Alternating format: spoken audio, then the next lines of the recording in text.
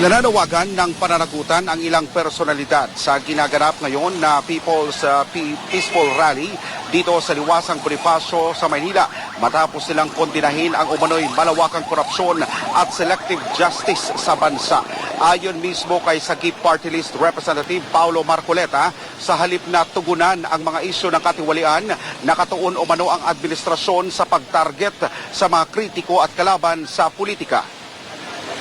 Siguro damang-daman nyo na yung galit at buot ng mamamayan na kahit bumubuhos ang ulan at napakalakas, talagang wala pong makakapigil sa kanila para magsagawa ng ganitong pagtitipon para maparating nila ang kanilang hinaing sa ating gobyerno.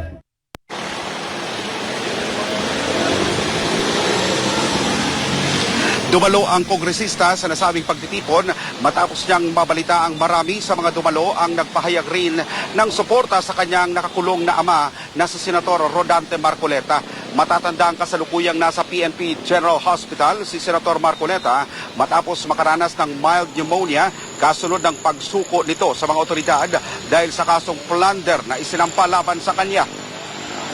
Na rin po yung sa nagpaigting ng mga pagkilos na to, yung pagkaka-aresto po kay Senator Marcoleta. Maaring nakaano po yun, nakapagpagalit lalo sa ating mga mamamayan. Dahil tila garapalan na po lumalabos po na lahat ng tumutuligsa at pumupuna sa mga galaw ng ating administrasyon, kanilang iniipit, ginigipit. At ito nga po, yung samut-saring mga kaso at asunto ang kanilang inilalakip sa ating mga leader.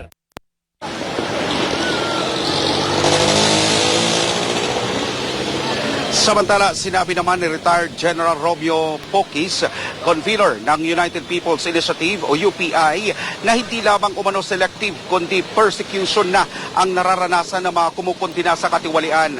Anya, may mga matataas na opisyal na nadadawit sa mga aligasyon ngunit hindi napapanagot habang iba naman ang napaparusahan. Noong January, hinuli ako inaresto ko, kinasuhan ako.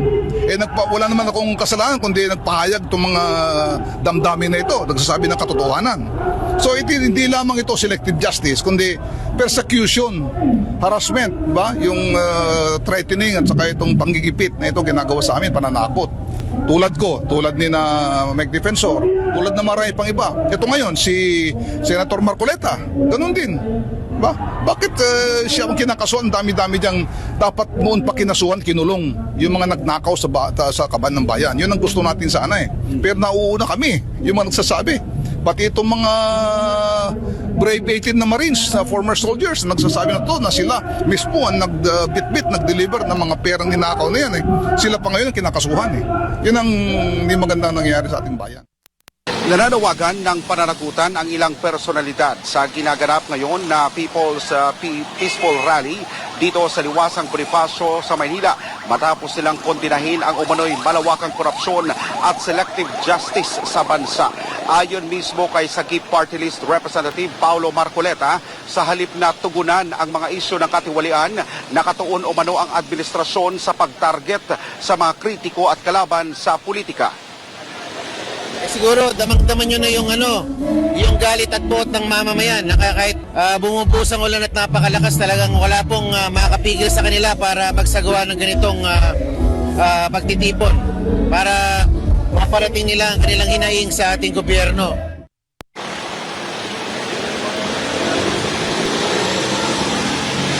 Dumalo ang kongresista sa nasabing pagtitipon matapos niyang mabalita ang marami sa mga dumalo ang nagpahayag rin ng suporta sa kanyang nakakulong na ama na si Senator Rodante Marcoleta. Matatanda ang kasalukuyang nasa PNP General Hospital si Senator Marcoleta matapos makaranas ng mild pneumonia kasunod ng pagsuko nito sa mga otoridad dahil sa kasong plunder na isinampa laban sa kanya. Na rin po yung sa nagpaigting ng mga pagkilos na to, yung pagkaka-aresto po kay Senator Marcoleta. Maaring nakaano po yun, nakapagpagalit lalo sa ating mga mamamayan. Dahil tila garapalan na po lumalabos po na lahat ng tumutuligsa at pumupuna sa mga galaw ng ating administrasyon, kanilang iniipit, ginigipit. At ito nga po, yung samut-saring mga kaso at asunto ang kanilang inilalakip sa ating mga leader.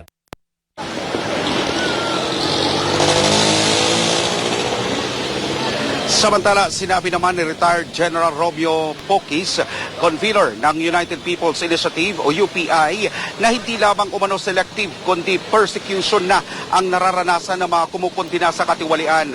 Anya, may mga matataas na opisyal na nadadawit sa mga aligasyon ngunit hindi napapanagot, habang iba naman ang napaparusahan.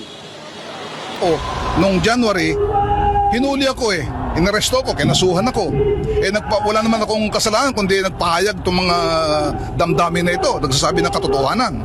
So hindi lamang ito selective justice kundi persecution, harassment, ba? Yung threatening at saka itong panggigipit na ito ginagawa sa amin, pananakot. Tulad ni na Meg Defensor, tulad na marami pang iba. Ito ngayon, si Senator Marcoleta, ganun din. Ba? Bakit siya ang kinakasuhan? Dami-dami diyang dapat noon pa kinasuhan, kinulong. Yung mga nagnakaw sa kaban ng bayan. Yun ang gusto natin sana eh. Pero nauuna kami, yung mga nagsasabi. Pati itong mga brave 18 na Marines, na former soldiers, nagsasabi na to na sila mismo ang nagbitbit, nag-deliver ng mga perang ninakaw na yan eh. Sila pa ngayon ang kinakasuhan eh. Yun ang hindi magandang nangyayari sa ating bayan. Nananawagan ng pananagutan ang ilang personalidad sa ginaganap ngayon na People's Peaceful Rally dito sa Liwasang Bonifacio sa Maynila matapos silang kondinahin ang umano'y malawakang korupsyon at selective justice sa bansa. Ayon mismo kay Sagip Party List Representative Paulo Marcoleta, sa halip na tugunan ang mga isyu ng katiwalian, nakatuon umano ang administrasyon sa pagtarget sa mga kritiko at kalaban sa politika. Siguro damang-daman nyo na yung galit at buot ng mamamayan na kahit bumubuhos ang ulan at napakalakas, talagang wala pong makakapigil sa kanila para magsagawa ng ganitong pagtitipon para maparating nila ang kanilang hinaing sa ating gobyerno.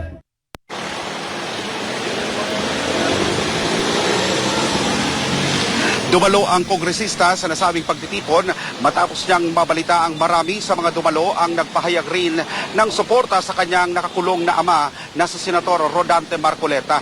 Matatanda ang kasalukuyang nasa PNP General Hospital si Senator Marcoleta matapos makaranas ng mild pneumonia kasunod ng pagsuko nito sa mga otoridad dahil sa kasong plunder na isinampa laban sa kanya. Na rin po yung sa nagpaigting ng mga pagkilos na to, yung pagkaka-aresto po kay Senator Marcoleta. Maaring nakaano po yun, nakapagpagalit lalo sa ating mga mamamayan. Dahil tila garapalan na po eh. Lumalabos po na lahat ng tumutuligsa at pumupuna sa mga galaw ng ating administrasyon, kanilang iniipit, ginigipit. At ito nga po, yung samut-saring mga kaso at asunto ang kanilang inilalakip sa ating mga leader.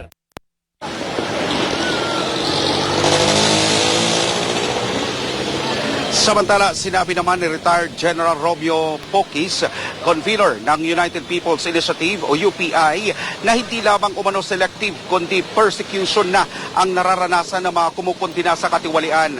Anya, may mga matataas na opisyal na nadadawit sa mga aligasyon ngunit hindi napapanagot, habang iba naman ang napaparusahan.